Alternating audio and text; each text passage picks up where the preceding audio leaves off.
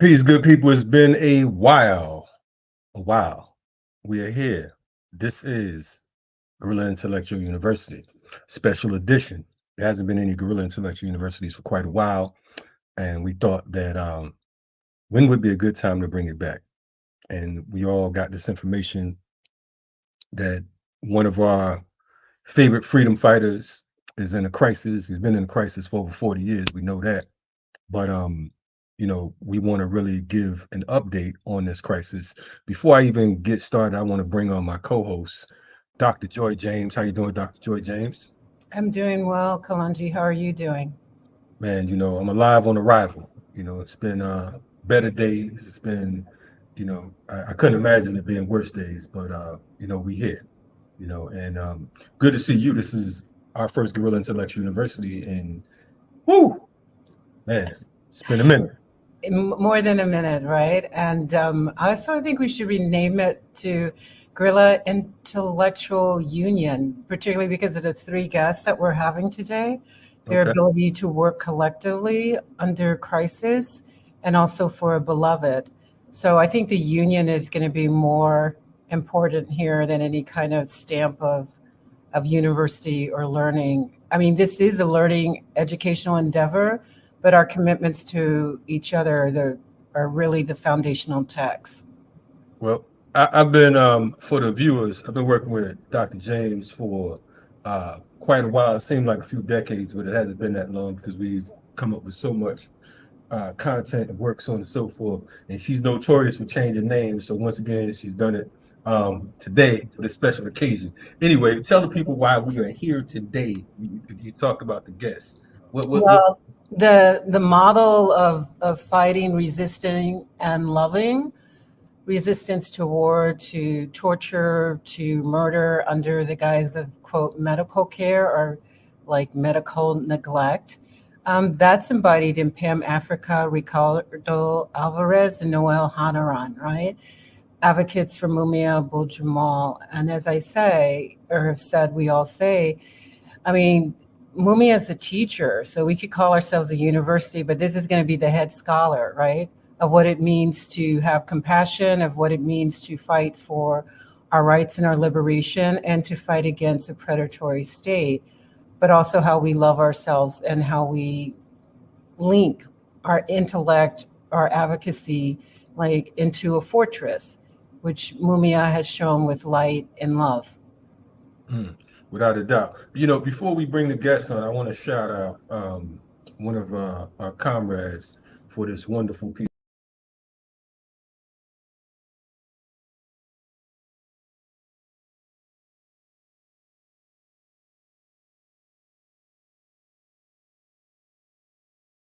movement.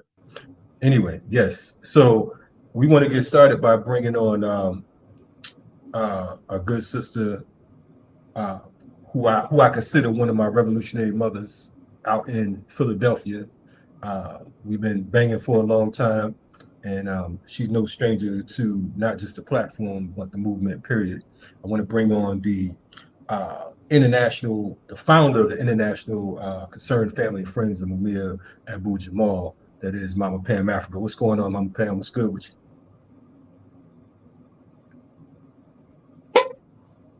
I think you're muted right now, Pam. I don't know what the. We see you looking sharp. Okay. For some reason you're muted, but we're gonna figure that thing out. Is your mute button below you? Is that Now that the thing's not muted, it must be the phone itself. okay? Okay, we hear you, but while you get ready, Oh, there's a slash there on her mute yep, on the she's microphone. unmuted one more time, Pam. Turn up the volume. Yeah, no, she may have to log off and log back in. Let's have you do that real quick. Uh, Jump off and jump back in. But while we're waiting, we have two more guests. We have Dr. Ricardo Alvarez, who is one of our favorite movement doctors, and I believe he's one of the main physicians when it comes to Mumia, just getting in all the information, so on and so forth. And we also have the founder of Prison Radio, our good sister Noel Hanrahan. How you doing, Noel? And Ricardo. Doing well. Thank you for having us. We're very honored. Yes, yes, yes. Good to have you all here. While we're waiting for Mama Pam, we want to say, definitely thank you all for joining us this morning uh, on this. We've had better occasions, but we're happy to see you here today. So, just getting it started, I think we will start with Noel, if you could just kind of give us some background and context as to why we're here today. So Mumia Abu-Jamal has been in prison now for 42 years, and he survived 3 execution attempts, one on the streets of Philadelphia in 1981 on December 9th, and 2 literal execution warrants. So his time in prison has been a real struggle for Mumia to communicate with us and also for Mumia to maintain his health. And in the last number of years, in particular, the last 8 years, Mumia has had many health struggles, and we as a community have rallied to make sure that Mumia Abu-Jamal has survived, just like we rallied when he was under an execution warrant and prevent that. And he had hepatitis C, which was severe, and which there was a cure for, which the prison was preventing him from getting. And so the mobilization really, literally made sure that Mumia was given that life-saving cure in 2017. So then he had double bypass heart surgery in 21, and he is suffering from a number of medical conditions. But I'd love it if you could bring in Pam. Hey, Mama Pam, can you hear us now? Yes, I can. Hey, you live and direct. You got the Chris microphone now. She went and got the radio. And look, version. I'm holding this phone, right? And I'm gonna move her around, so I don't usually like to be on. Um, so I'm just hoping I don't get too, because I get excited. I talk and I'm moving things, trying to hold this thing still. That's me all day, so it's all good. Don't even trip. I got to walk around the whole neighborhood, and I forget we on air. So Yeah, yeah, so Noel started telling us about a little bit about Mumia's medical condition, but if you don't mind, walk us back to you know hmm how we got to this point and how the alarm was rang rung, and you know what happened. Tell us this particular episode because it ain't the first time. right. So I want to start with when Mumia's and Wadia's son Issa called me. um Wadia's oldest son. He had called me 2 Sundays ago, I believe now, or maybe a week and a half. Because things is moving really fast because of the urgency. He called me to let me know he had just come from visiting Mumia. And this is the order that he told me what was happening. That when he was leaving the prison from visiting Mumia, as he was walking down the hall, tears was flowing down his face. And a lady that was coming down the hall, she turned to him and she said, "Are you okay?" And he said, before he could say anything else, he said, "Was that Mumia that you were visiting?" So he shook his head, yeah. And she says, "Oh." She said, "Okay." She didn't see it as Mumia. And then he said when he went to get in his car, he turned on the ignition and started crying. He said then his head was on the wheel trying uncontrollably. So he called me, told me what had happened, and he told me what he seen. He said as he was waiting for Mumia to come out, for the visit, and he said a lot of people came by. He said, and then he was standing. He said he saw this old man, and with a bald head come by, and a young guy. So he knew that wasn't Mumia, and he's standing there. He says, and then he heard this voice that Issa. He said he turned and looked, and it was Mumia. He said he's trying to get himself together. Mumia said, "Oh, you shocked because I don't have any hair." But that wasn't it. He never seen him without the hair, but it was his face and his arms, and he had started getting dark on this side of it. In fact, the face is thin. The face is thin, and he started getting dark splotches on the side of his face.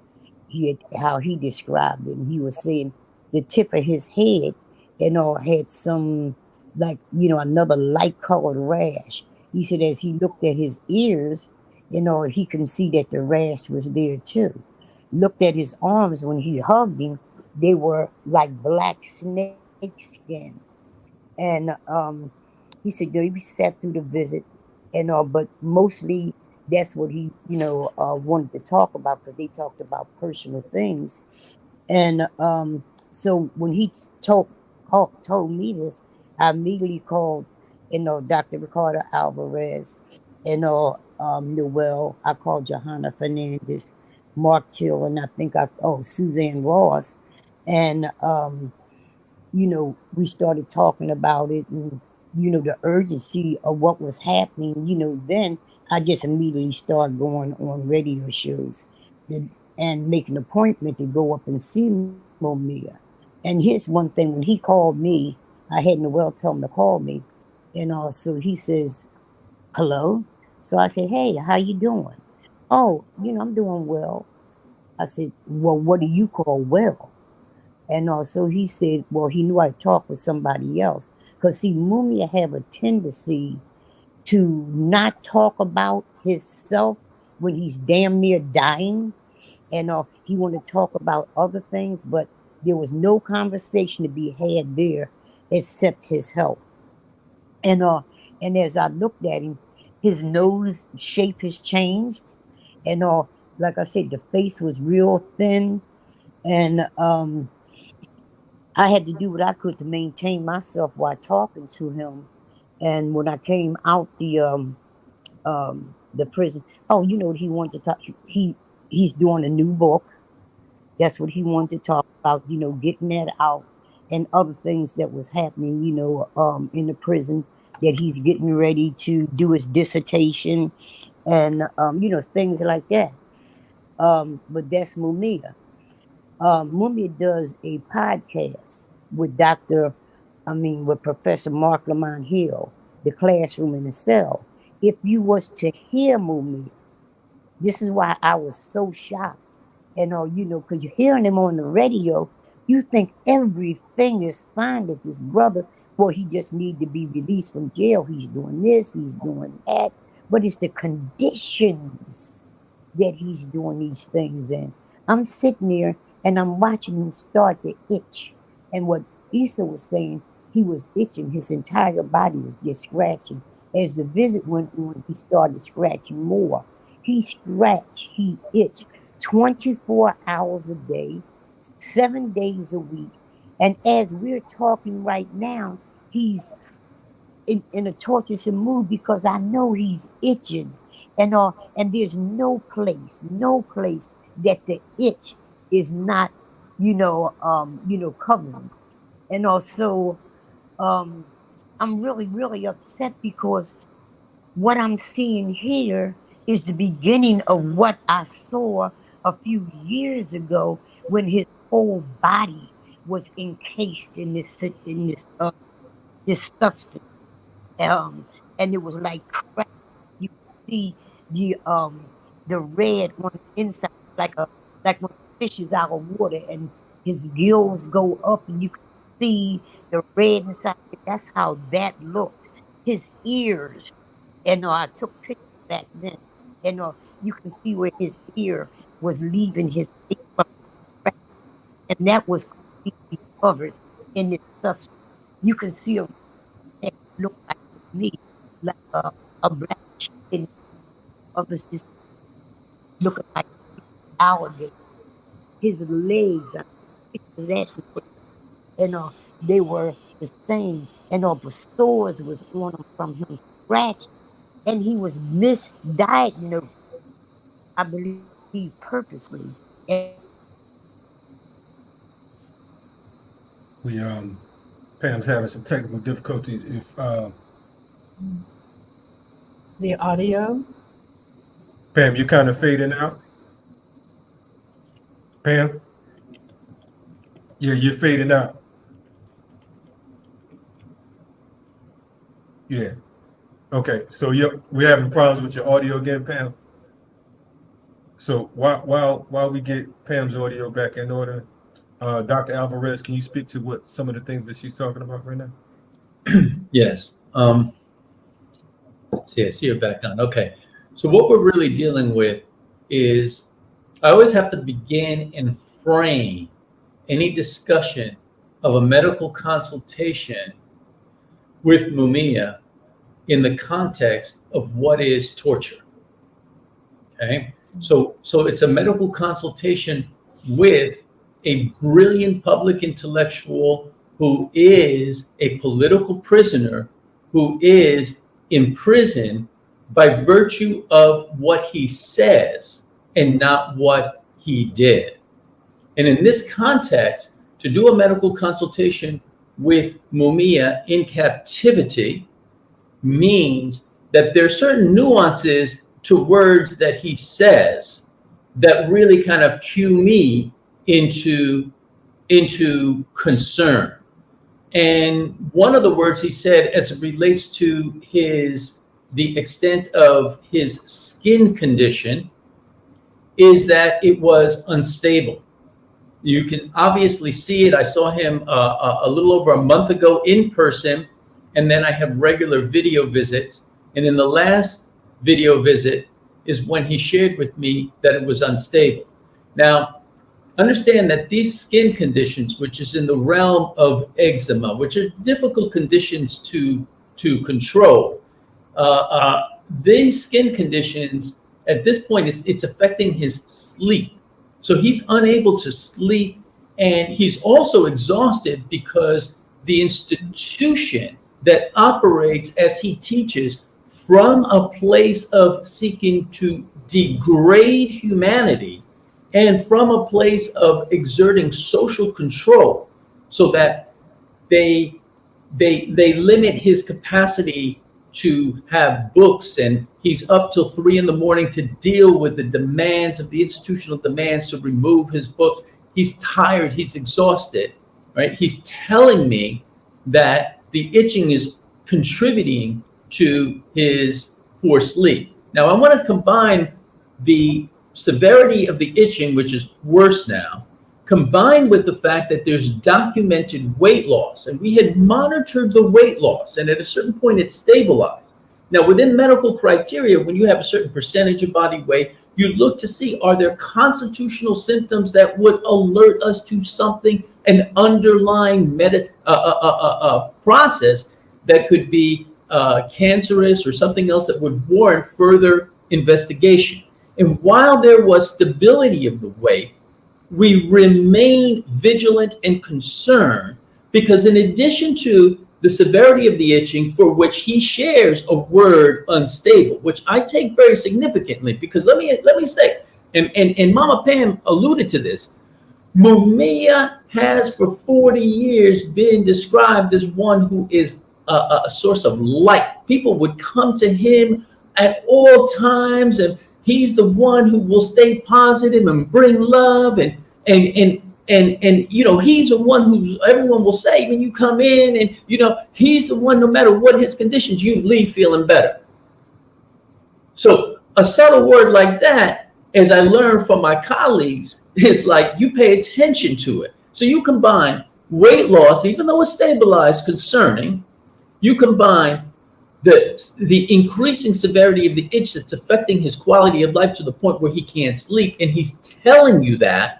You combine the language of unstable, which is his words, and then you combine that with hair loss, and we're arguing that needs careful monitoring. Now, I want to share one other story, and I think we need to get back to Mama Pam, is that in addition to all this, we're also watching the development of a slight anemia. He has a condition that's known as anemia of chronic disease, which is a difficult condition to treat because it is not something that you can simply give iron to. It's a challenge of the metabolism of the iron, right? But the key to that is it's related to inflammatory processes. Indeed, his hematologist was thinking, and it's a logical presumption, that the exacerbation of his skin condition may have been contributing to this anemia. So that requires monitoring as well. Now, in addition to all of this, we need to recognize that Mumia was transferred out of the facility to see an outside cardiologist, and shares the story with me that he's shackled. He asked the prison guards, "Why am I shackled?" They said, "We don't know. We just know we're taking you to this place." And he said to me, that's probably their protocol, right? That's probably how they, how it works. He then comes to see this cardiologist, and the cardiologist says to him, "Why are you here?"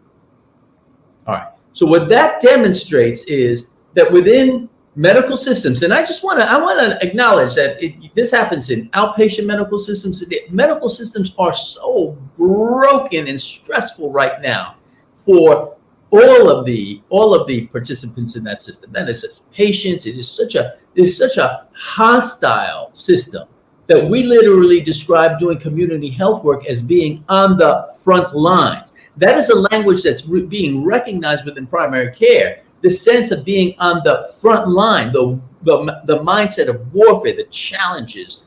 So in this regard, we demonstrate now a breakdown, but there's something relevant here in terms of a story for our audience to understand.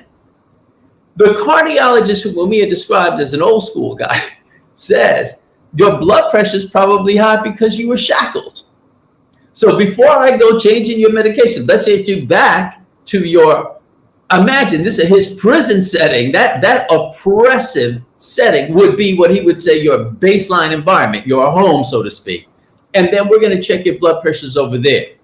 But it demonstrates to you the level at which the vigilance of the medical team and the legal team and his loving inner circle of supporters are so attentive to his well-being that when we get the call, hey, we need to now make sure that we put this system on alert, that every single aspect of his surveillance, including the surveillance of the liver cirrhosis, which was induced by the system, by the prison medical system, and the Pennsylvania Department of Corrections, which deliberately violated community standards of care to create criteria for giving life-sustaining medication, the hepatitis C treatment, which was extremely expensive.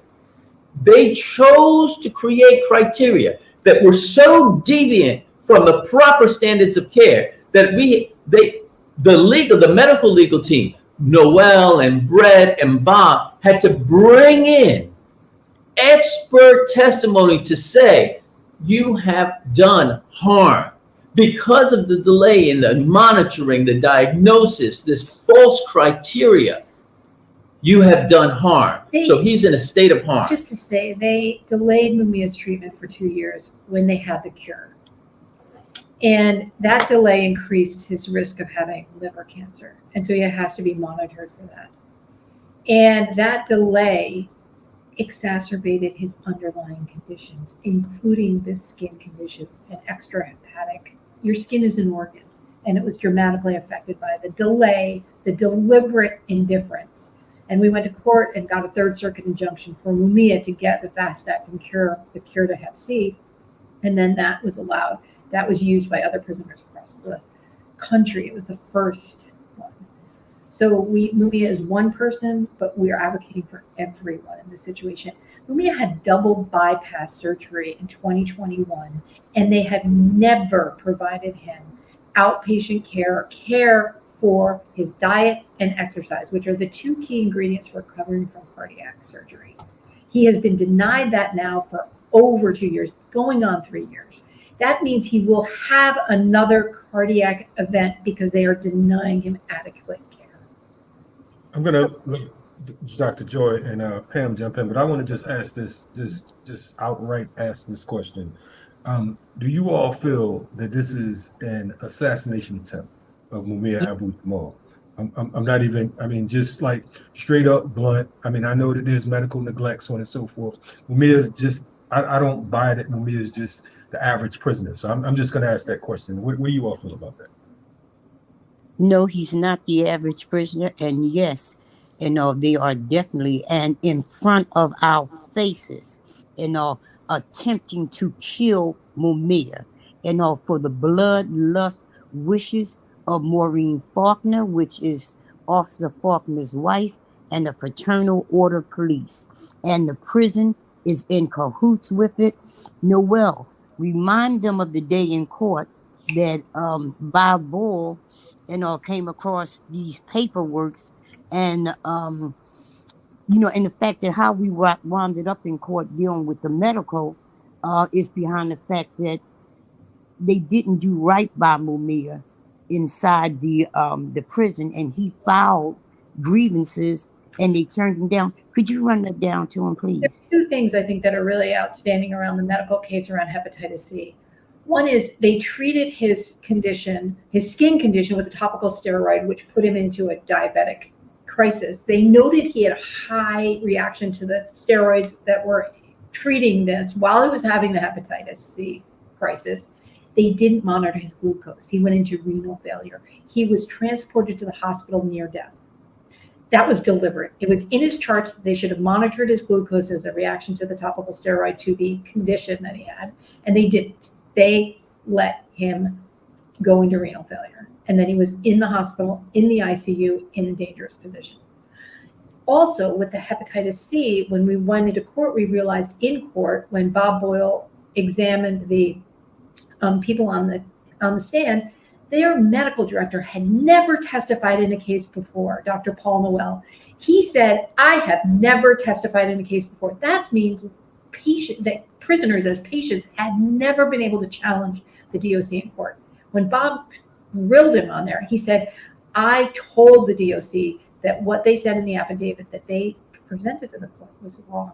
I told them in October, I told them in November, and I told them in the parking lot today that what they are presenting to the court was false. So maybe he wasn't willing to lose his medical license. He wasn't willing to lie for the DOC, but the DOC was willing to lie to try and prevent, to have the court believe this affidavit from their director of medical records, from their doctor, that said that Mumia was not eligible for treatment. Now, the treatments, the 5 or 6 or 10 people that they were giving treatments for at that time, that they were not providing to the other 1,000 prisoners who had hepatitis C in a chronic stage, was esophageal various, where they tested your throat, where your esophagus would explode from your throat and you would die by bleeding through your mouth. That was the only thing that they were treating. And there were maybe 2 or 3 people that they were giving hep C to.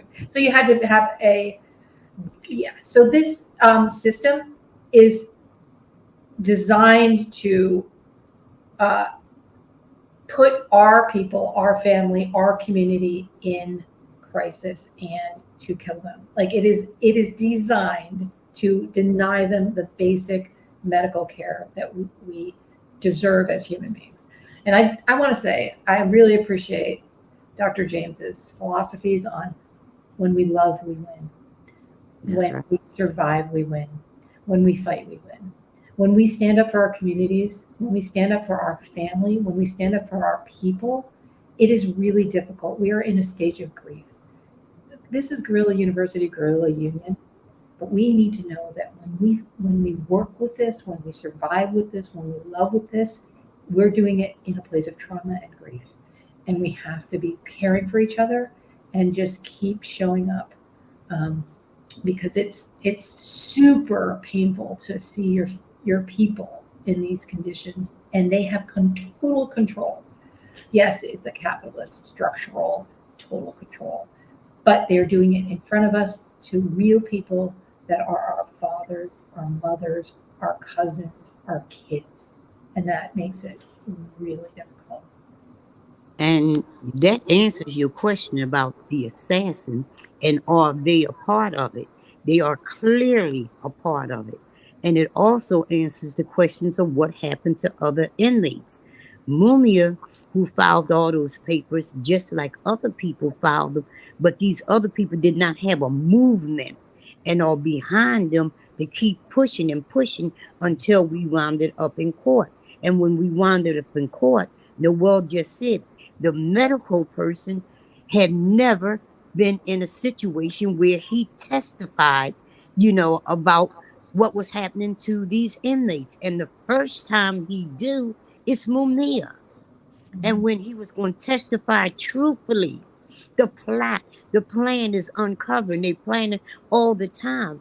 They wrote up false papers and they thought that Bob Ball would not catch it. They thought that this person would lie. Given, the idea of, not getting to court, Mumi could be dead right now behind their plot and plan. But it's the people, it's the movement, it's the love that goes into here, the consistency what goes in here, and the fact that this judge, I can't think of his name right now, but this judge was very youthful in the fact that Mumia is alive today because he made sure that Mumia got this cure. And what the prosecutors for the prison, and once the judge okayed this, they wanted to have a stay on it. They wanted to appeal his decision. And the judge said, you have the right to do what you want in appeal, but this order is going through. They tried that, and it was about a year and a half later that their appeal went through, but it was turned down. But had it went the way they wanted, they didn't care because they keep saying they're going to keep appealing and appealing and appealing until Mumia is dead. Just so happened the judge said, okay, you can appeal, but we're going ahead with this. Mumia would have been dead. And we're talking structurally. We're talking like 17 to 20% of the prison population has active Hep C, which is more contagious than HIV. And it's active in the prison, and the prisons are not clean places, right? And then it's a silent killer. You have it and you can transmit it for decades. And 1 out of 7 African-American men in the community have it. And the culture in the community is not willing to treat this. We need to cure it. It's like polio. You can completely eliminate it if you actively treat hepatitis C, but they are allowing it to happen. And we have seen, and it's been revealed, that there have been experiments. This is in our lifetime. This is in our lifetimes that they have done things like acres of skin, the Holmesburg prison experiments. If you read the book Medical Apartheid, what they've done in other ways, we're not imagining what is happening to our people. We can see it with our own eyes. They are capable of these kinds of unbelievably inhumane patterns and practices. So what comes to mind? Well, first, thank you all. I mean, just your courage and your consistency, and you're just making it so plain, as Malcolm says. I mean, just keep it plain. In my mind, it reminds me of COINTELPRO. I mean, there are different ways to eliminate. And so within the structure of the prison, which is pretty opaque, it's not just medical malpractice, right, or incompetency, because I'm assuming none of the doctors or nurses were stripped of their positions, after inflicting harm. They still have their jobs and they still have their, health insurance. So how do you see, and I also want to say that I've listened to the interview that Noel did on Prison Radio with Mama Pam, learned from that Jared Ball did.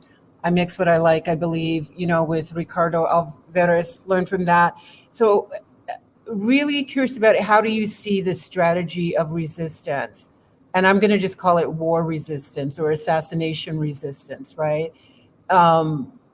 When so much of it is obviously, it's secreted away. I mean, it's just a fortress of pain and intimidation and death. I mean, because first you have to be able to get inside to get the narrative of what's actually happening. And then fortunately you bring it back out. What would you like us to do in terms of mobilization? And how do you see that on an international level? I know there's a journal launching in March in London called State Crime, and there's an article on Mumia in it, right?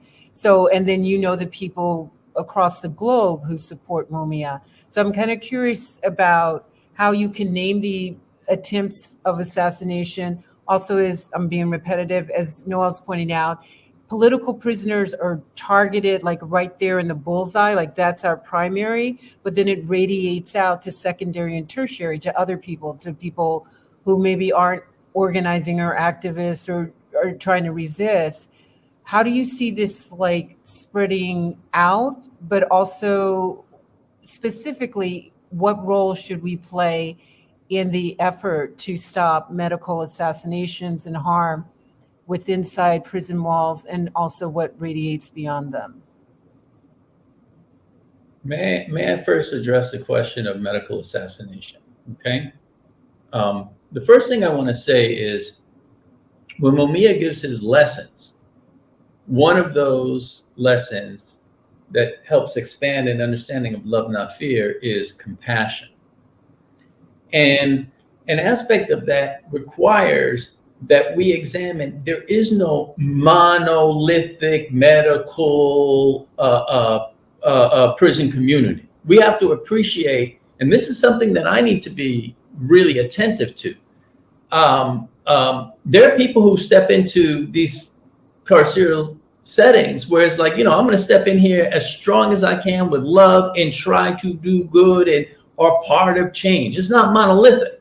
And one of the things we talk about is when Mumia was getting hospitalized and we mobilized around the 4-point shackling, when he shared that trauma of, imagine trying to being in 4-point shackles and then unable to scratch yourself, this beautiful, brilliant, peaceful man, right? So, and then it creates in us a language and an understanding of where you can have the trauma where it was difficult for him to communicate that. So that can be happening in settings with compassionate medical personnel who are competent. One of the questions I asked him is like, do you trust? What is your energetic? How do you feel? And he describes people who can be loving and caring.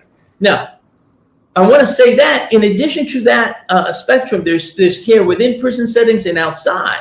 And there are competent, caring people who can operate in oppressive systems and do a good job in their narrow job. But where there is a failure, a deep failure, is for the professional community and the medical community to basically acknowledge the underlying oppressive violence that our community, our brothers, our sisters, our loved ones are suffering. And in this regard, there is a language called the social determinants of health. That means the determinants that don't involve you just taking your blood pressure medication, but are looking at poverty, or looking at homelessness, or looking at different variables. One of those variables is violence. And it's specifically state violence that's so important. So when we look at medical assassination, on some level, there is medical complicity at the highest levels with these oppressive systems. So it's important to recognize that, was that high blood sugar that was missed? Was it, just missed? Quite possibly. Quite possibly. Does that happen in an outpatient setting? Absolutely. That happens. We're not saying that someone necessarily deliberately did it. But what's important for us to understand is that in a context where there is objective evidence of an effort to assassinate him, it is important that we all voice that. It's important that we all, from a place of our professional and medical ethics, come from a place that says this state violence is so gross, is so deliberate, that we need to be able to stand from a place of defense of our community. Does that make sense? I interviewed Maureen Faulkner. I went right up to her. I look just like her. I'm 100% Irish. I went right up to Maureen and I said, yo, Maureen, what's up? Like, how are you doing? What do you think about this case? And she said, we're going to lose. He's going to get out. The only thing we can do is appeal and appeal and appeal until he dies in prison.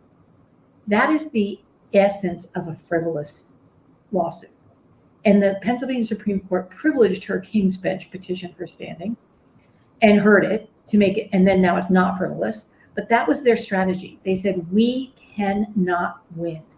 And she said it right to my face. She also said, oh, you've got to hear what his lawyers are saying. You've got to go to prison radio and listen to what is happening with his lawyers because he's going to get out. I almost couldn't hold it together. But I was like, really? Oh, God, I'll check that out. As soon as I get right off of the stage, I'll go check that out. And then within prison systems, there are also privatized medical corporations that operate for profit and operate in such an abusive and mean-spirited, money-oriented way that they behave in collusion with the state in ways that there's deeply neglectful care that is not patient-centered and loving-centered. So there's diversity within the medical community, within prisons, outside prisons, but overall complicity in not acknowledging an overall structure of violence against our community. That's the message. It's great to use examples. So Michael Sobofur, who helped invent the cure for hepatitis C, lives in Doylestown, Pennsylvania, and he said it should be free, like Jonas Salk made the polio vaccine free. Right. But what happened was it became corporatized. It became bought by Gilead.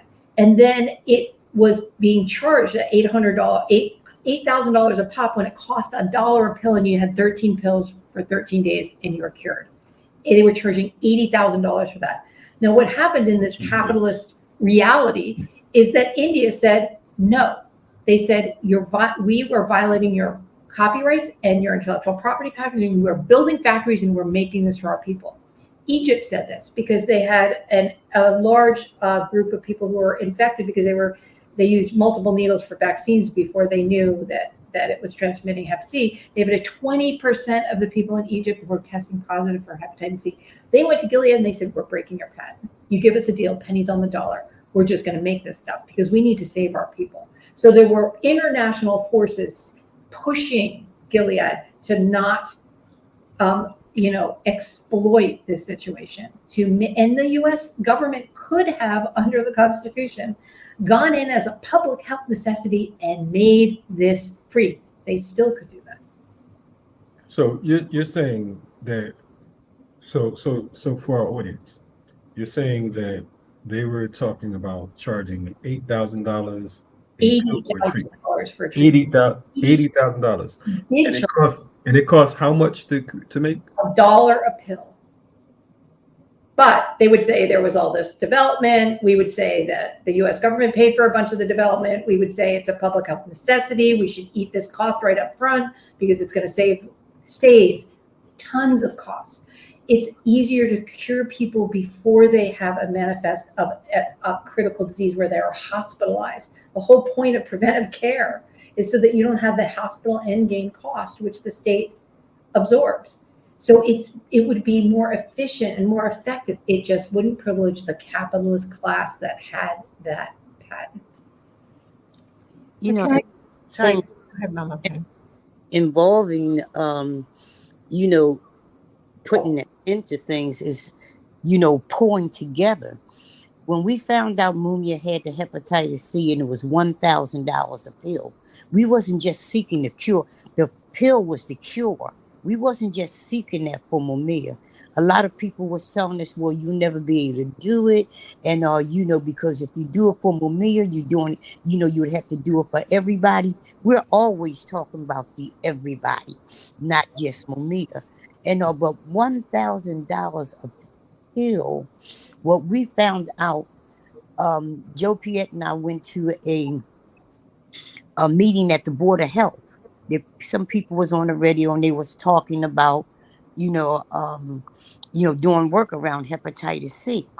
And what we found out there, that it was, I think it was 400 and something, the number sort of get away from me right now, that was in the prison in the state of Pennsylvania.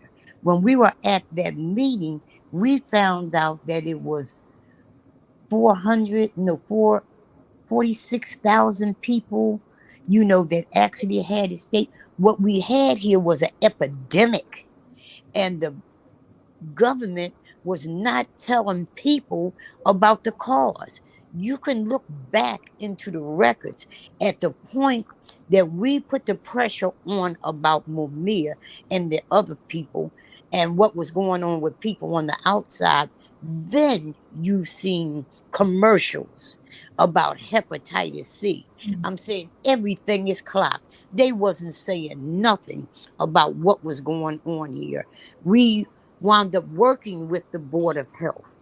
We wound up working with a organization that was um I think it was gay, lesbian, transgender people who had paperwork, books, and documents on what was going on with the hepatitis C. We knew he had hepatitis C. We didn't have the information to put out about what was going on. The Board of Health had books stacked up, cards of information. We went to the state representatives, in City Hall, the city people. None of them had anything on hepatitis C, something as dangerous, as deadly as this, that not only affected the inside of the prison, but it also is affecting thousands of people on the street, men, women, and children. We took that information and we put it in and demanded that it be in their place. And a lot of them didn't know a darn thing about hepatitis C in the state, or if they was keeping it quiet. In fact, when State Representative Vanessa Brown and tried to get, we wanted, what was the criteria for getting the hepatitis C cure? The health department for the prison supposed to have a book explaining everything to you. We could not get that book. We could not get that book. None of the state representatives. When we got the book of what was going on was in that hearing for Mumia before that judge, the one that Robert Robert Bull and the other lawyer Brett, and Brett Brody, and they demanded that book. The prison officials that was trying to stop Mumia, they didn't want to give up the book. They kept demanding the book, and because it's something that everybody was supposed to have in the prison and their loved ones as well. and The judge ordered, wait, the judge ordered them to give up the book. When the judge looked at the book sitting on the bench, he took a deep breath and he called for a recess. And because the criteria in order to get the cure and you had to be, where these other inmates was at. But in the book, it said when you at that stage, it wasn't no sense in giving it to them. You know, these are the things. Noel, you can go ahead, with more, but I think that that point was very, very important because, again, it shows the mentality, the murders, the assassination attempts that they have on people, that they was refusing to give us that information until the judge made them give it up in court, or they would have been held in contempt. it was the people that made them give it up because the DOC asked that document be under seal. And so the judge was considering putting that document under seal, even though it was presented as evidence in court. And so they were that through that day, they held it under seal. But we walked out of the courtroom immediately. We went to the public records request office in Harrisburg. We called them up and we said, we're ordering this right now. And we want it because it's a public record and we know it is. What happened is they came back in the end of the day and the judge said, okay, we have to return to the, we're going to put this under seal. And the Department of Corrections said, they stood up and they said, we can't. The public records office told us that it's a public record and we have to give it to the defense and make it public. They handed it to Brett and to Bob. And as the guy handed it to them, he said, please don't make copies of this and distribute it to the other inmates because that's what we were afraid of.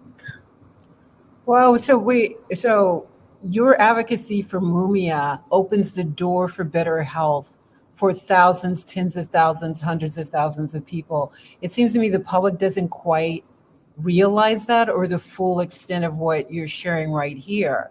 Because sometimes they silo political prisoners, right? And they don't see that, like, the fight for them is really the fight for everybody. I'll tell you one more story. So we worked with AIDS activists, and the gay and lesbian community had been doing decades of work around healthcare access. And so there was a hepatitis C committee in New York that we worked with very closely. They were advocating at the American Liver Association meeting. The American Liver Association meeting had said that the previous treatment, interferon, was not possible, that was medically not indicated anymore. There was a window where they were meeting, but they weren't going to say that the expensive cure was now the new medical standard. We went with the activists to that meeting. Mumia activists disrupted that meeting and had people in that society demand that the Liver Association say that the hepatitis C cure, which was available at the time and would have cured people, had to be the absolute medical standard. And that passed only because activists were in the room. And it was because of the work that we had done with these other activists. And it was only because Mumia was in crisis. So we knew that the American Liver Association was going to be really important. And we knew that they couldn't bury this. And we were loud, we were insistent, and we negotiated with the people behind the scenes to make that Liver Association do what they should have done in the first place, which was say that the standard for treatment for hepatitis C was the available cure. Can I ask quickly? Yeah, go ahead. Okay, so a couple of questions then. I want to follow up on everything you're saying, still processing. What would be a relationship, or what are your relationships to medical schools? Like Brown University has Mumia's papers, right? I think Jared Ball did a show or a segment on that. Noel, you were there for the large conference. Brown has a medical school as well, right? So I'm wondering how I can see how your activism just radiates out for everybody. I'm wondering how at medical schools or universities that have, medical schools, they also become advocates, or how they might or do work with you around these issues. And then the last question I have is like, okay, you've got a murderous widow, you've got death cults moving around. How do you, I'm thinking also the person who was murdered by nitrogen, right? I mean, the U.S. has a bloodlust around control and death and killing. How do you see your work also linking up, even though Mumia is no longer on death row, but there are different ways to kill the incarcerated, right? How do you see it also linked up to, sort of anti-death penalty issues? And so I'm asking largely about coalitions. I'm going to ask permission to try to address that from a perspective of a message that both Mumia gave me and General Muntakin. Multidisciplinary. Now, I've had challenging medical consultations in my life, but I will say that one of the blessings of being in relationship to such an expansive spiritual being is that look who he draws in community. Brilliant philosophers, brilliant historians, brilliant lawyers, and brilliant humans and activists. Our capacity, when I spoke to him about multidisciplinary, Mumia said something to me that I'll never forget. He said, yesterday. And I heard that in two ways. One meaning almost like there's a way he speaks. I almost feel like we need to have a memory that this has happened before to connect, because he reminds us always to connect with the ancestors. Mm-hmm. So we don't have to come and try to almost like, we have to come back and recall that there were examples where disciplines work together. Now, we have to remember that the construction, the literal manifestation from its roots, hands, the construction of mass incarceration required multiple disciplines coming together. Architects, planners, medical systems, legal systems. It was corporate systems. It was multidisciplinary to put it together. We need to have multidisciplinary to bring it back and deconstruct it, de-engineer it. When I spoke with Mumia, when I spoke with Jaleel, we meet regularly because Mumia said if it's going to be multidisciplinary, it needs to be led by a revolutionary. That is Jaleel, and recognizing that this is the work that we're doing, those of us who are in professional capacity, who are speaking to associations, we're doing the work that has already been done by Laura Whitehorn's work with RAP and other. The released elders have been a huge and powerful voice. And what are they saying? There is a clear call: liberate our elders. This is institutional elder abuse. So to answer your question, when you say, what can we do? Those of us in a professional capacity can act as a liaison, a byway of connecting with our professional societies.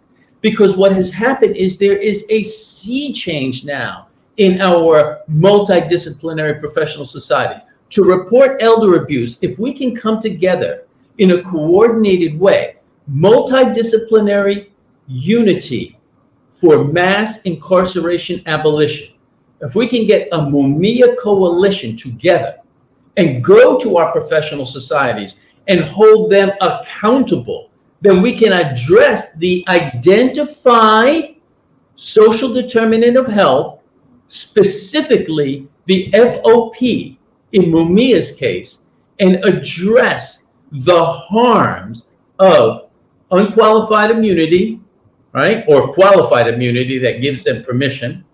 And if we can address those harms of the code of silence, right? If we can identify this corporation as an individual, as Citizens United, and begin that process of doing a diagnostic analysis of their pathology and bring that out into the public in concrete ways, then we begin to create a coalition where we put correctly the culprit, the FOP, on trial. And that's what I believe is going to be the next stage of this. And this is why Mumia has shared with me that, and when we do this, when we address the FOP, and I did this with permission with Pam, because we need to be sensitive, that we want to be sensitive to the most vulnerable. Mumia is incarcerated. Our strategy is to keep them alive, in transition to freedom immediately, right?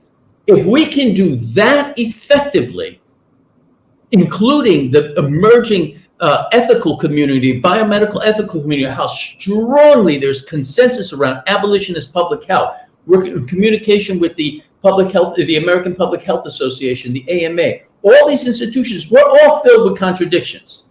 No one's perfect here, and abolition is a humbling journey. But if we can begin that conversation in defense of our communities, I believe we will turn the tide, in effect, and honor the call, liberate our elders. And when we bring them back into our community in a loving way, then they give us counsel on how to reverse engineer. You mentioned, and I love what you just said. I mean, there's so many different nuggets and jewels that have been dropped during this particular broadcast. I want to start by saying that, and we're absolutely grateful that you all are bringing it to the forefront. And as I believe as Dr. James mentioned earlier about Malcolm, making it plain. You're making it straight up and down plain. It's not a whole bunch of legalese. It's not a whole bunch of medical terms that go over people's heads. This is the point. This is what's going on. We're straight to it. You mentioned the FOP. I know that I speak to Mama Pam somewhat regularly, and she's had, we've talked about different issues, everything from the medical situation, going back to the legal side of things. And I know that Pam, you had mentioned to me in the past about instances where it could have been somewhat a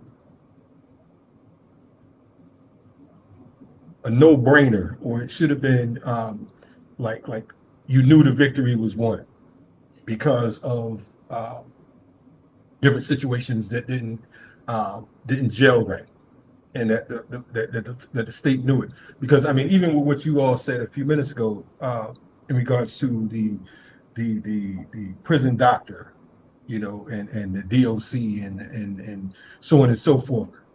In any civilized nation, they'd have been like, okay, get this man out of there. This is ridiculous. The doctors testifying, saying that, look, they lied. I told them that they were lying. They're wrong. I told them they were wrong, even up until we got into the damn parking lot of the courtroom, of the courthouse. And I don't even understand why we're here talking anymore. Pam, can you give us a chronological history? Give us let's talk about, what led up to all of this, and because there's flaws. We can't sit here and not address the elephant in the room. We can't sit here and act like, okay, well, we're just gonna blame the medical part. It is an absolute system of corruption that not only goes from the medical side of things, but to the FOP, to the judges, the lawyers, so on and so forth. Pam, bring us home. Talk to me. Right. I want to go, since we're in Black History Month, I'll start with Judge Tucker, towards the last time that Mumia was in court. I think Judge Tucker, and I want to take this time right now and thank Noel, because this is a very important program, that we be on point. And that when we say, like I said, it was the LGBT group that we went to, it was the AIDS organization, as she was saying, and the details, because you get lost in details sometimes, and I'm glad that she brought out, because I missed that part about where the judge participation in it, and getting that much needed book on how they saying the criteria for hepatitis C would be administered, because they fought it all the way till the end. And they're saying ain't no power like the power of the people. When the power of the people don't stop, we didn't stop there. And it's so important that we all work together, because where one person missed something, the other people are there to catch it and move on. That part got completely past me, and I thank you, because it's very important that that be brought out, just as important as how it came about, getting out.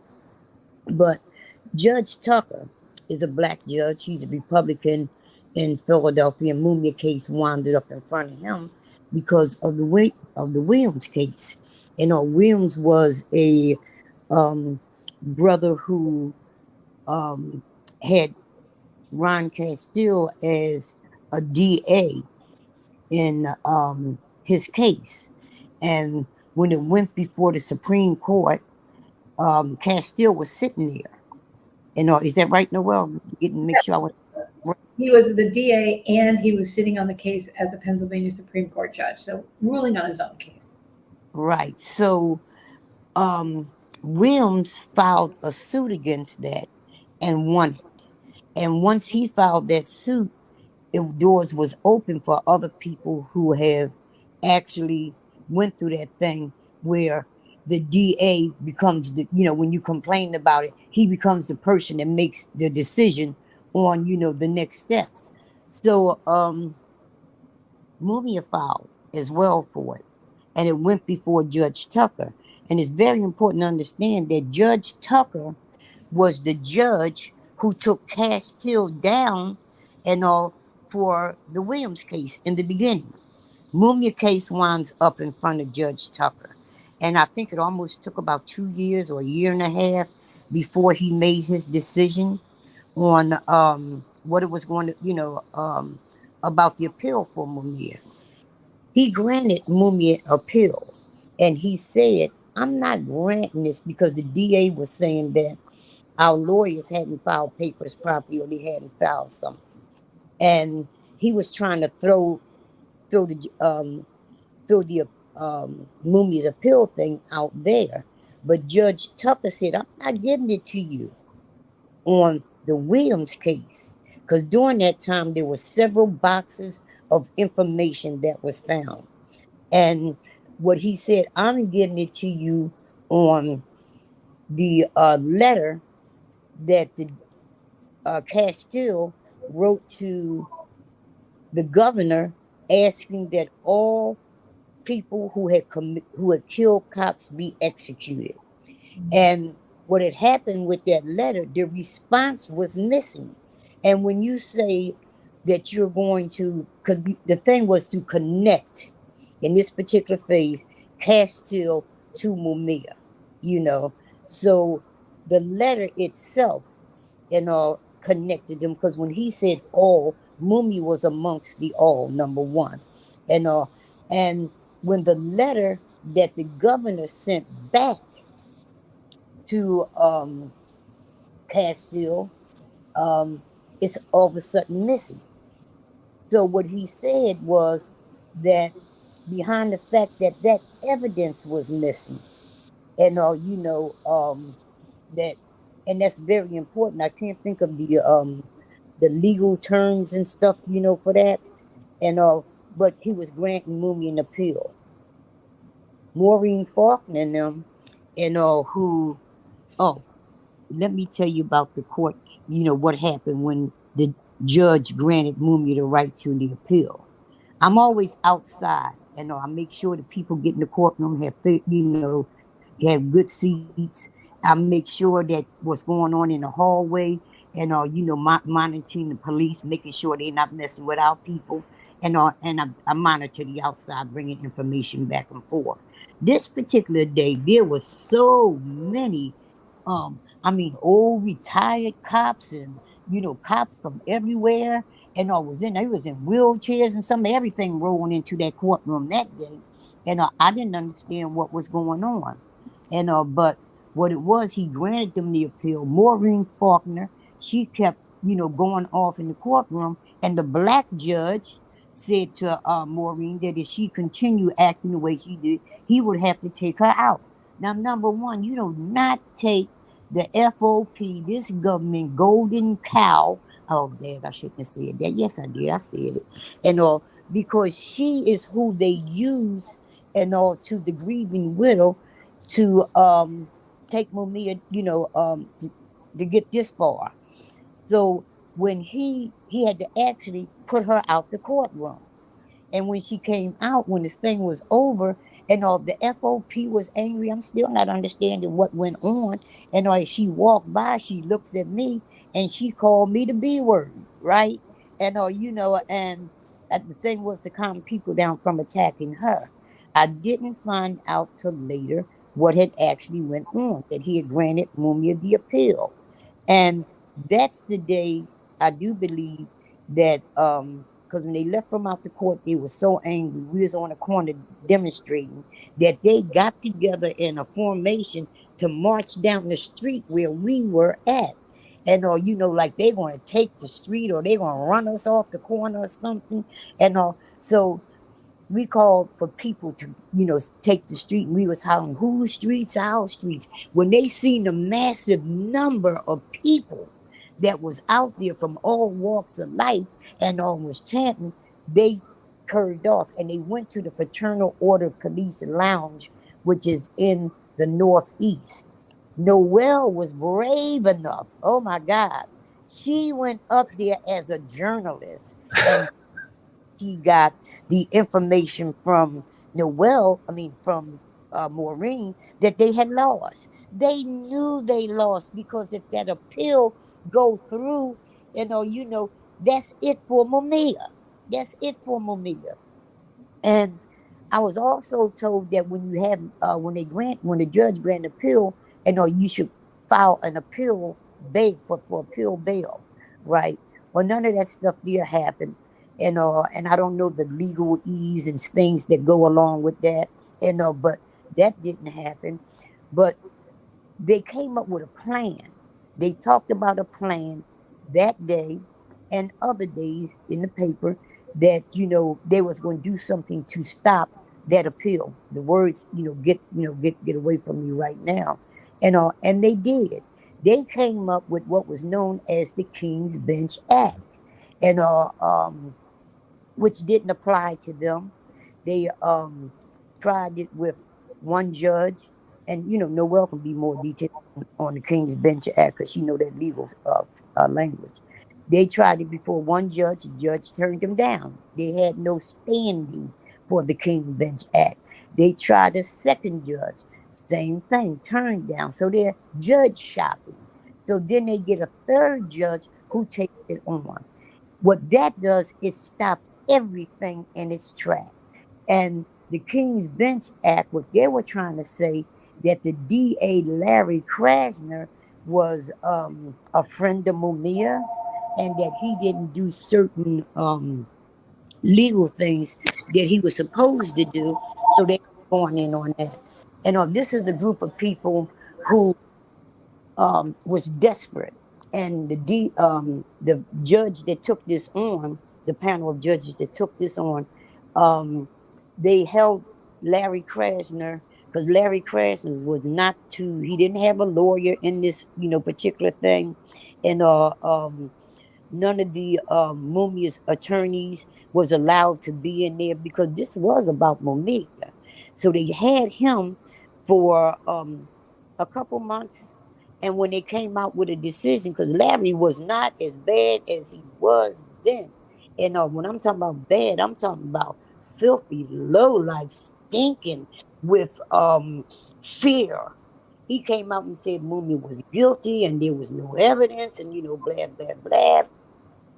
And but the reading of the decision that was put down by those judges, and people got to read that. What I want to do, and Sister Joy was saying, things that we can do. I want to put together a chronological thing showing, and in details what the names, what these different things were, but they stopped it.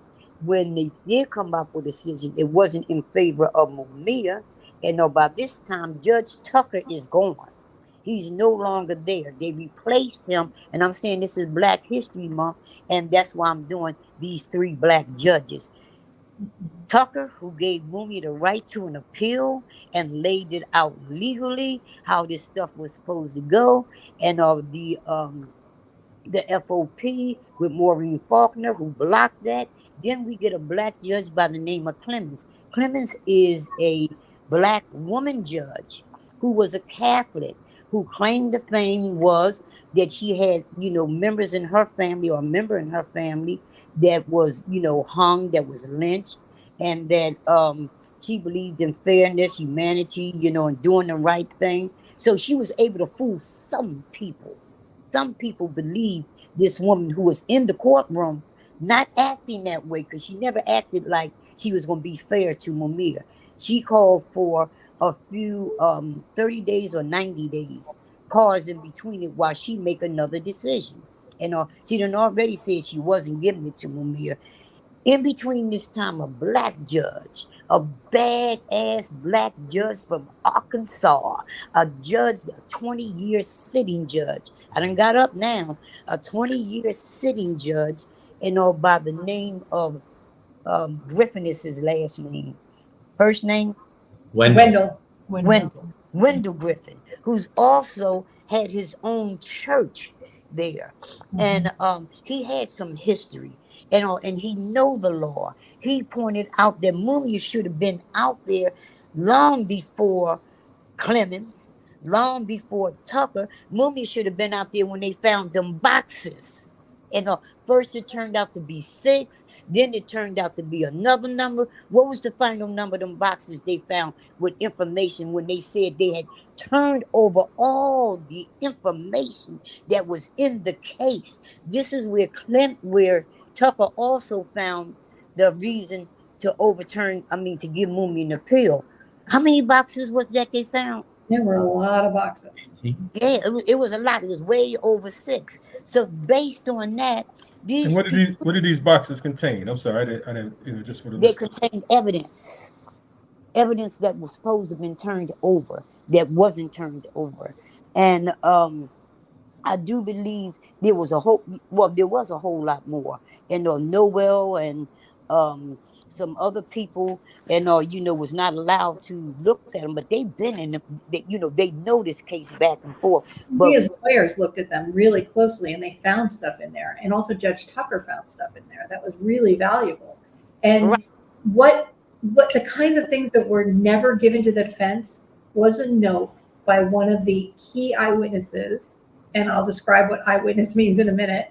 But Robert Chobert, a cab driver, said he saw Mumia shoot Officer Faulkner. There's a letter in the files that were never given over to the defense that says, after the trial was over, he wrote to the ADA McGill and he said, "Where is my money? I am writing for my money. You've not been returning my phone calls. I want to know when I'm going to get paid." Mm-hmm.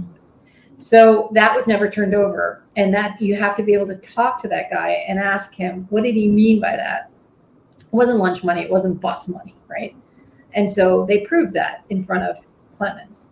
There was other materials that say that they treated favorably Cynthia White. She was never convicted of any other charges, and she was a working prostitute for a number of years. Was that because they put in place special instructions that she would be treated differently? Mm-hmm. And there is a lot of evidence that it corroborates that. Veronica Jones, we know that people were offered deals. So that information that her cases were followed and she wasn't convicted and she was given special treatment, that was buried in the files. What was also buried in the files were handwritten notes by Joseph McGill saying what color the jurors were, marking down the color, but more importantly, he made sure that he would take white jurors over black jurors that had the same status, employment status, relationship to police, whatever. So he was privileging people based on their race. He was striking black jurors, and these were the handwritten notes that had never been turned over. So these were key pieces of evidence that have never been allowed in court. Judge Lucretia Clemens said that none of this was material, that it was procedurally barred because it didn't rise to, she didn't even get to the merits of any of these issues. Mm-hmm. She said it didn't rise to enough to have overturned the jury's verdict. So calling into question the only people, theoretically, who saw it, whereas we had other evidence that wasn't involved in this case, but because they don't allow you to have cumulative evidence, they only allow you to talk about the piece of evidence you found today. But the other pieces of evidence that were discovered that weren't allowed on the record, and there's a lot, were photos of the crime scene by the Philadelphia Bulletin 10 minutes after the crime occurred, before the police photos, that show that Robert Chobert wasn't where he said he was going to be. That cab driver, his cab was not on the scene. It was not parked behind the police officer's car. He was not in the direct line of sight. That evidence is not also in the record so that the judge can look at it in relationship to also, where is my money from Robert Chobert?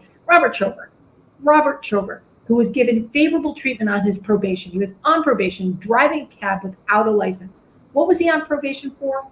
Throwing a Molotov cocktail into a school for pay.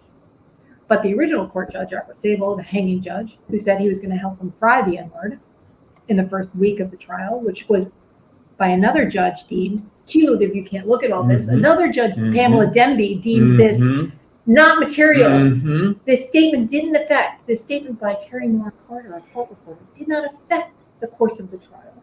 We can't look at that now because it's already been dismissed. But that's what Robert Chobert is. He was given deals on his probation. He was given the ability to drive his cab without getting his license taken away. He was on probation, and Sable ruled that it wasn't a cream falsity. It wasn't a crime of falsehood. It wasn't, you can't impeach him. You can't use the fact that he was on probation for throwing a Molotov cocktail into a school for pay to impeach his testimony. So we have this very upstanding Robert Chobert. So with all of this evidence, I mean, just like overwhelming amounts of evidence that keeps on coming, and I mean, it's like the Energizer Bunny. It just keeps on going, right? Why, playing devil's advocate, and for folks out there that's listening to this, that's like, oh, I think he did it. And of course, if they said they think he did it, they really didn't research a damn thing. But why is Mumia Abu-Jamal in prison? That is the question of the hour. I believe it is because we have not effectively identified the elephant in the room, which is putting the FOP on trial. We must be clear that they are defending the 1981 Philadelphia FOP, for which you have one of the most corrupt police departments in the history of the nation that warranted unprecedented federal investigation of the level of corruption, for which 1/3 of Mumia's arresting officers were subsequently tried and charged and jailed for corruption, tampering with evidence, and for which, and this is really important as a medical provider, okay, as a medical provider, in my statement with Mumia that was stated directly to the state, I stated basically that the court is illegitimate in my mind, right? For which they had perjury of multiple police officers who subsequently remembered Mumia's hospital confession, which was necessary to nail the coffin and establish the death penalty. They remembered it months later. And I reviewed the court documentation, and Mumia made commentary to this. They remembered it in the context of being brought together for an examination of police brutality and were queried by the investigator, does anybody remember a confession? And this is in court documentation, at which point they proceeded to raise their hand. Now I want to share with you, Kalanji, that 29 years ago, I was driving across the Bay Bridge and I first heard Mumia's words and I was struck. I had to inquire, who is this brilliant man? And at that point, that's when I connected with Noel. And I went and got a press pass and walked into the Fraternal Order of Police. And I met face to face with Bell, who was the partner of the slain officer. And I looked at him and I asked him so I could personally understand and energetically feel spiritually how could he, he's this brilliant man is going to die. What was his response?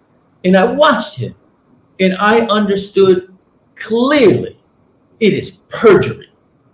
At that point, I walked out and I saw a Costello and I understood that I was stepping into a space where they were complicit in a world of violence. And let me say, I kind of understand this. I mean, there's some about, there's people I've known who roll this way, where that logic of racism, this self-identification as being a warrior, defending society from that creation of an otherness, that dehumanization, that whole internal logic. I felt that energy.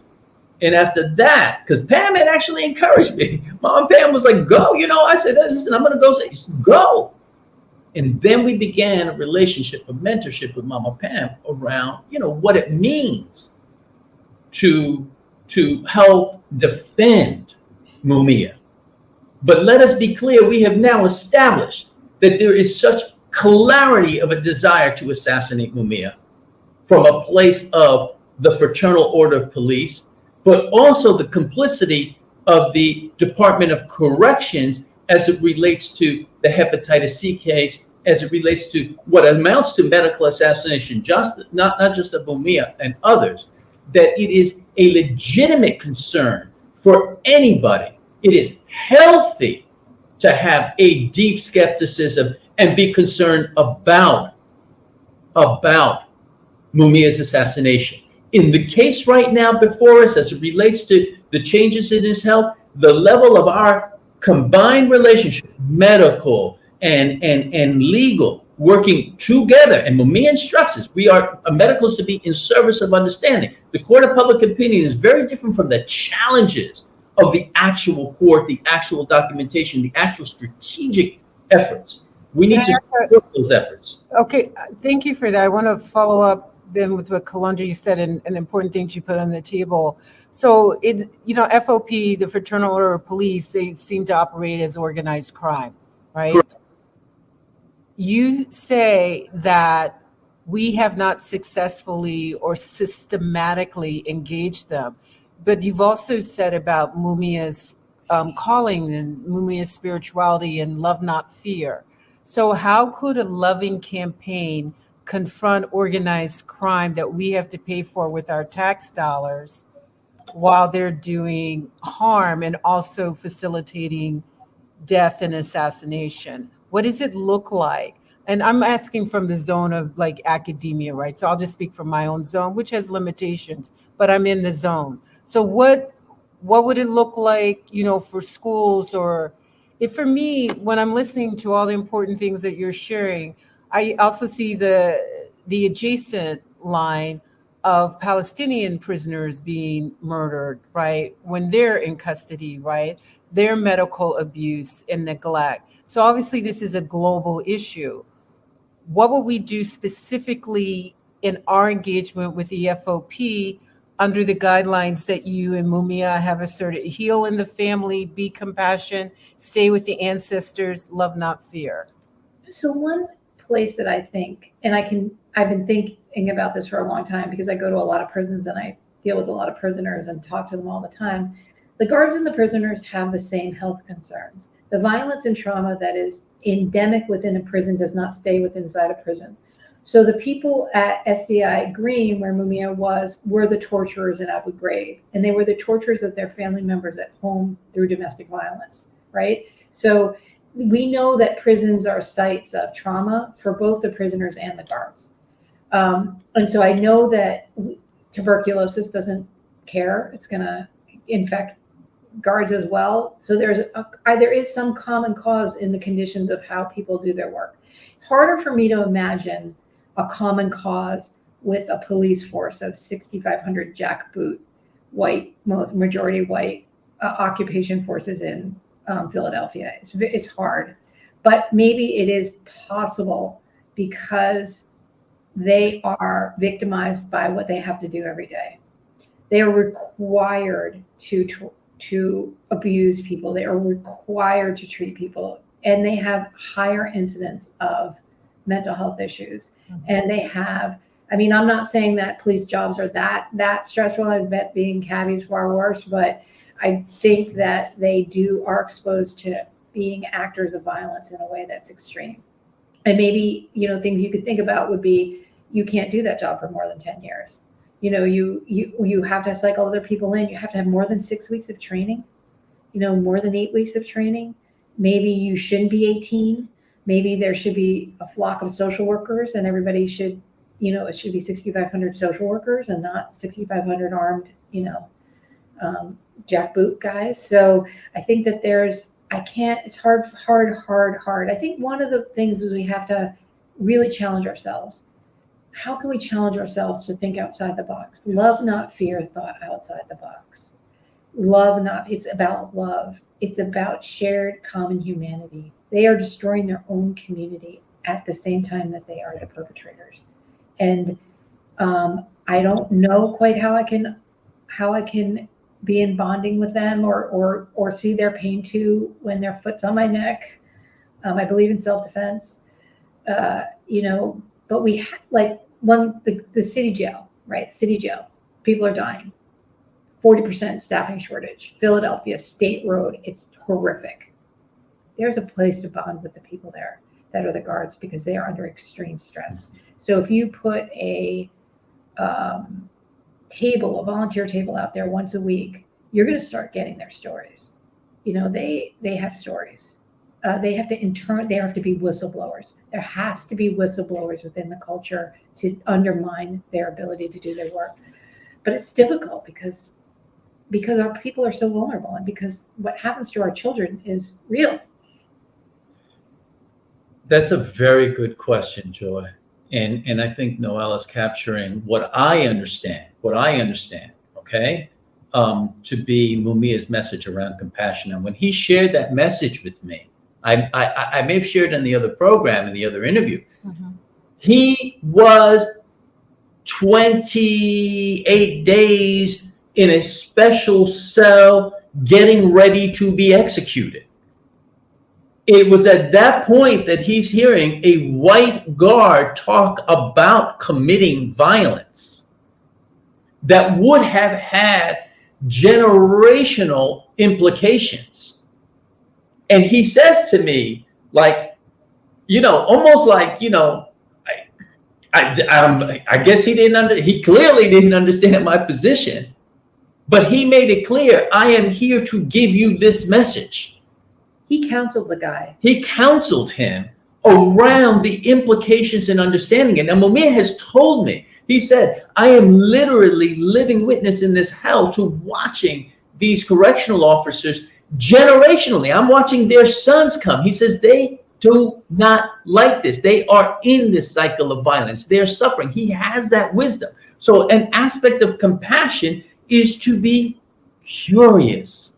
And we can understand within the movement that it is necessary for many people who have been directly victims of that physical, brutal violence to say they're all pigs, they're all this. But the importance in recognizing that they're not monolithic. So, for example, within correctional officers, there's rich opportunity because there's close engagement of prisoners.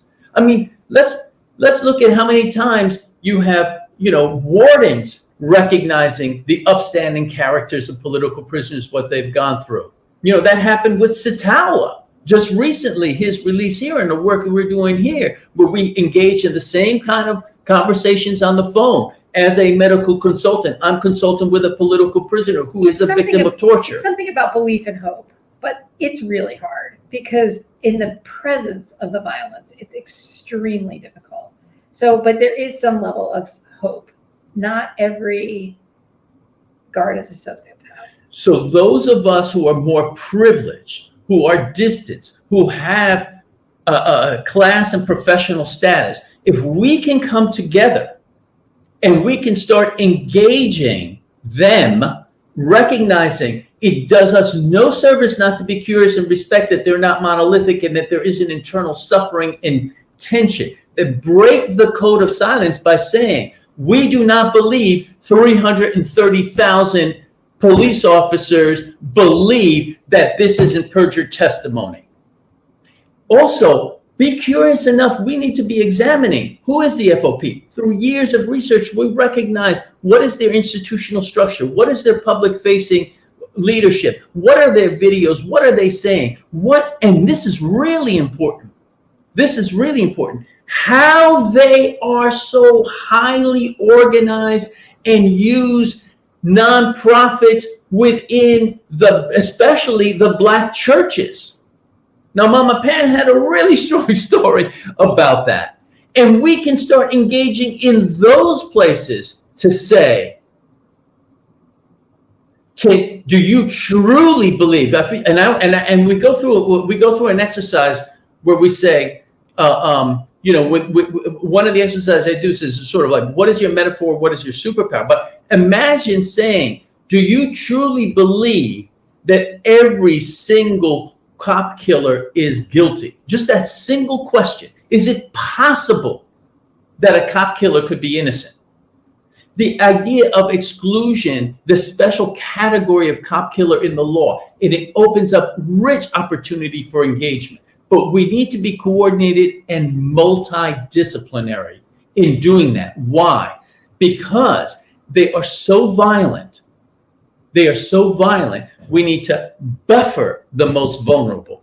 That's how I understand a strategy going forward, that recognizing Mumia's principal social determinant of health and engaging it in a way that's both respectful, professional, but absolutely clear. And nothing will change unless there are millions in the streets. So, let's just make sure we know that too. This is a revolutionary moment. It's not going to change by just being nice to these people. I believe in the humanity of them, but I believe that we need to hold them accountable and that we need to demand change, and by whatever means necessary, because our people should not suffer. Now, to your point, we have, and I'm gonna just say this, Noel, an Irish lawyer, saying to you that we're not going to do this by being nice to these people. You understand what I'm saying? We have Ricardo, a doctor, an MD, Dr. Joy James, a professor, Pam and I, some ranting, raving lunatics who are. I'll be that. I'll be. Yeah, I'll yeah, I'm be with you on that. Yeah, that's why we on this side right here because we liable to that rage. go left. And, So, and I believe that everybody should, there's lanes that people be in this warfare. Because although, the FOP most definitely, and I, agree with, Ricardo and going after them. But you got these judges, who Yes. sanction. You got to deal with that. You got these DAs who sanction and who go along with. And you also have lawyers that are, historically have done, wrong. We have got to deal with all this thing all the way across the board. But I'm saying, people can do lanes. And what it is that you got to deal with. Some people ain't going to agree that you should go to the FOP like that, but I agree that you fight them on every level, and the level that you're fighting on brings more people in that wasn't there before. Just like the letter I had got from Dr. Martin Luther King III, the Black Congressional Caucus, which Dr. Suzanne Ross had got them to write, and they wrote a letter stating very clear that Mumia was innocent, and pressure was put on them. The second one that they put out, I'm talking about the entire Black Congressional Caucus, right? The second one they put out, they said that they believe he could be, and that pressure come from, I believe, the fraternal order police that pushes them. The I'm saying that to say the letter that was written by the congressional people, the letter that was written by Dr. Martin Luther King III, Dick Gregory, Reverend Abernathy, and the Black civil rights people, and these things we used to get into churches. And it ain't what I'm saying. It's what they're saying. And then they wanted to hear what it was that I'm saying. So, in these different ways, you're able to bring in more people. I'll be able to bring in a Ricardo. I'll be able to bring in Noel. I'll be able to bring in different people to say what it is that we're saying, and it's acceptable. In the halls of academia, it's the same thing. But we all got to understand that these people on no way is any friends of ours. There's the Black Association, the Association of Black Policemen, and 100 black cops. Ron Hampton was the head of the Association of Black Policemen. He stood on the front line with his baby in his arms in 1995, and standing firmly against the death penalty and talking about what was happening with Mumia as well. And 100 black cops and law enforcement, Brother Michael. And he speaks out on all these things. And I would suggest that pull these people into what it is that you're Alvarez, because they would be helpful, in that. Um, like I'm saying, we got to fight all the way across the board. All the way across the board. It's not a one or two things that we can do, and all the support that I can throw into all these different um, plans of ending this whole thing, plans on bringing Mumia home, plans on bringing other folks home. um we got to do it, and we got to just continue to build and don't be afraid to stand up. and speaking uh of, and oh, here's one thing that Tucker said, and Wendell said about missing evidence. Again, they gave that law. Tucker was saying that he was granting Mumia that appeal because that evidence was missing. Okay.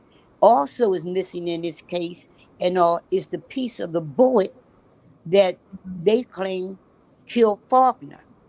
Hmm. And they lost evidence to prove, their point. They also, this is another, profound thing, and I just don't understand why this was never brought up in court.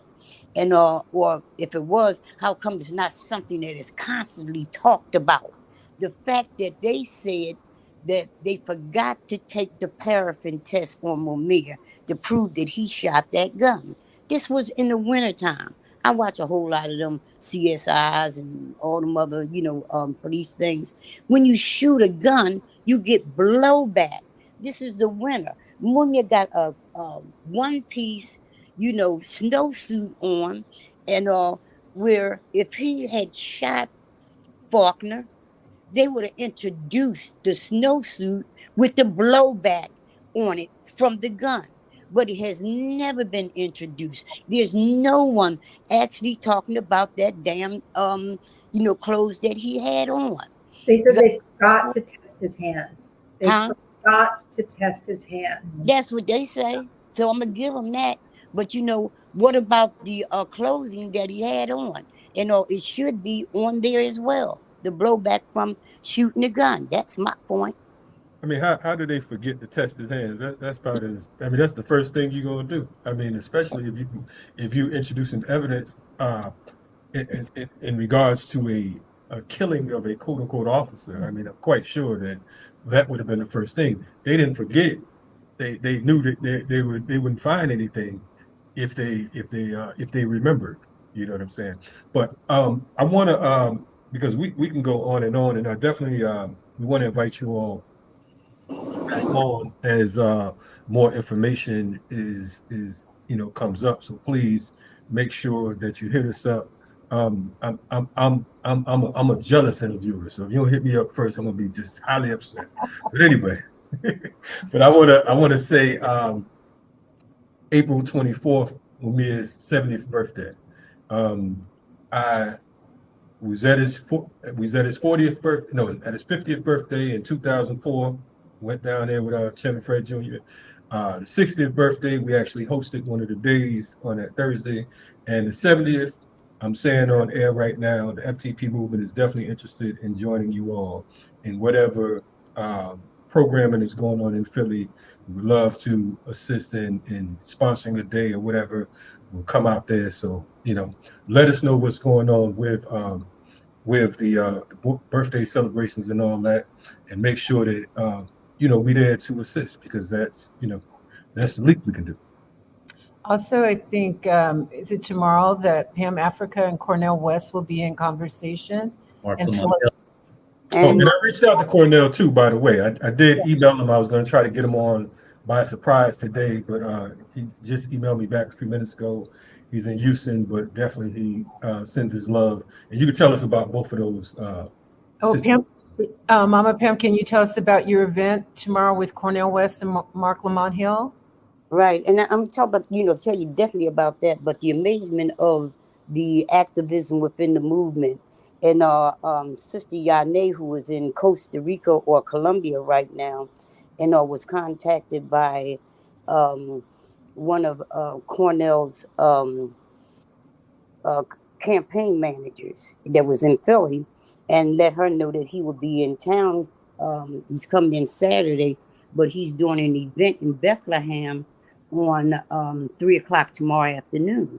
And also, Yane said, "Oh wow, we can put something together." This is late Wednesday night, Hmm. no place, nobody. So she says, "Pam, well, what if we pull um, Mark Lamont Hill and Sister Susan Abuela and from the Palestinian movement and Brother Gabe, and so this goes into Thursday, right?" So I said, "Well, I'm down," and we don't have Mark Lamont Hill, we don't have we don't have OK or Cornell first, right? So, but all this fell together yesterday. We got a flyer out yesterday, and we didn't have a place.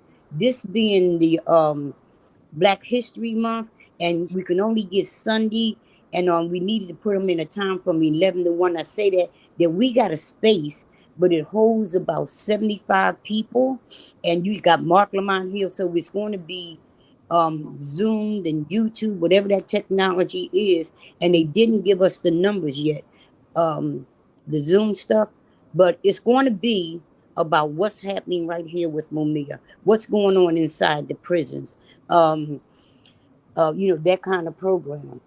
You had a flyer. I sent it to you, Kalanji. Okay. Yeah. I It's at will Worlds. say it Is again. that It's at Making Worlds. right? Yes. And the Yes. rest, And actually, with a shameless self plug, Dr. James and I will actually be at Making World on March 28th, if I'm not mistaken. Is that correct? Is that the correct date? Right. There's as you emphasize so much unity and collaboration, I think, between FTP movement and common notions, and talking about the issues that you've talked about.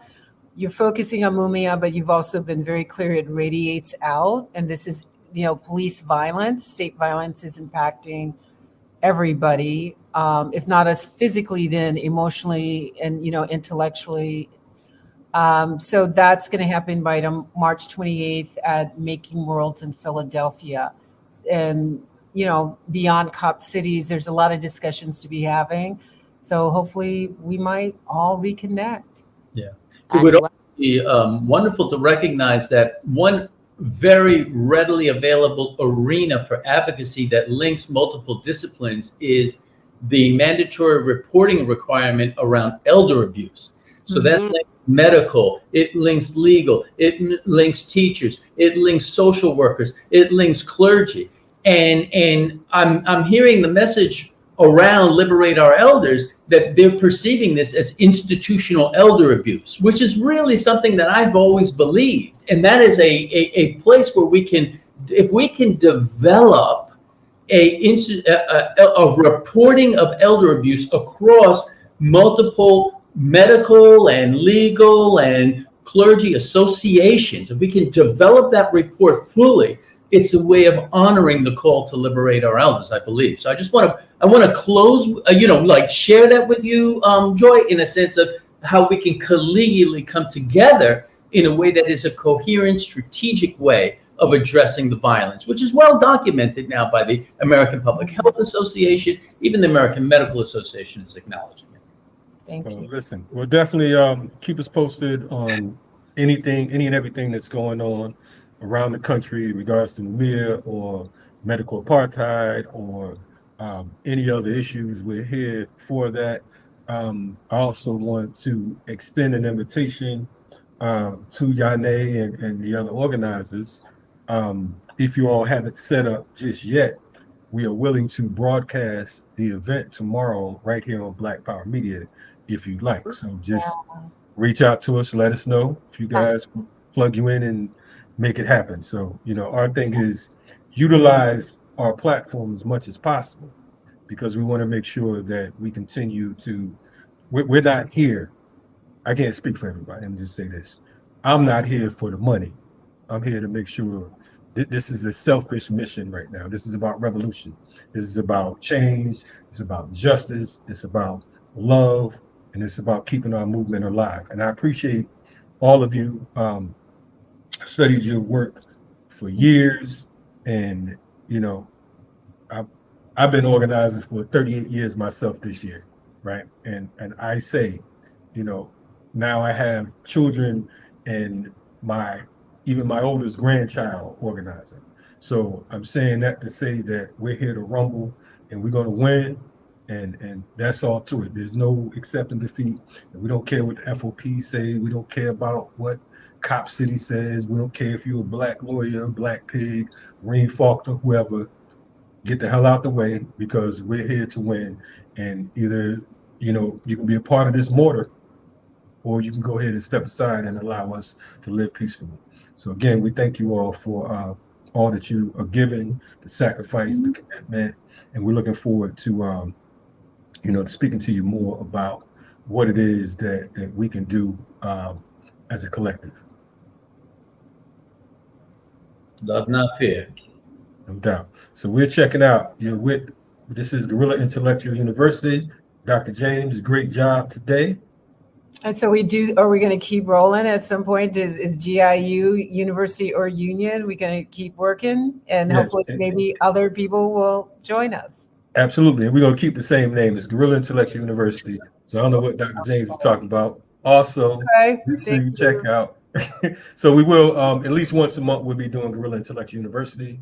Look out for new RSTV pieces that will be dropping this week coming. Also, be advised that, as Dr. James alluded to, we have a FTP Movement and Common Notion Publishing out of Philly. We're going to be doing a political education series for the rest of the year.